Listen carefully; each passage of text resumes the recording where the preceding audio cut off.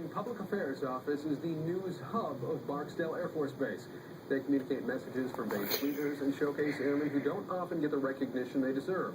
But in this week's Barksdale Profile, NBC6's Leslie Draffin shows us why photographing the good and bad parts of military life sometimes puts a strain on even the toughest airmen. Inside the 2nd Bomb Wing's Public Affairs Office, airmen write, shoot, and edit stories about life on Barksdale. It's absolutely one of the best jobs in the Air Force. They give a voice to every airman. As communicators, our primary goal is to tell our airmen's story, because those airmen that are working, off the flight line in the corner of a dark hangar, they don't always get the attention that they deserve.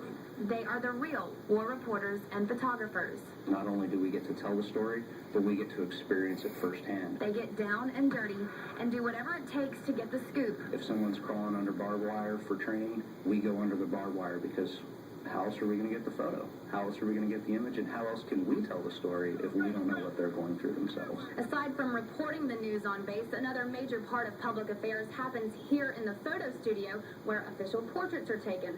Airmen say it's one of their favorite parts of the job because they get to meet almost everyone stationed here. We're in the studio all week long. Very busy, all the time. But it's the pictures they take outside this studio that leave the biggest impact.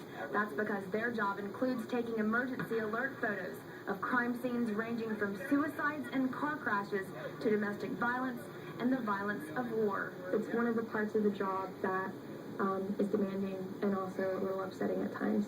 We see things that a lot of people don't get to see. Senior Airman Amber Ashcraft says she keeps a distance between herself and her lens for a good reason.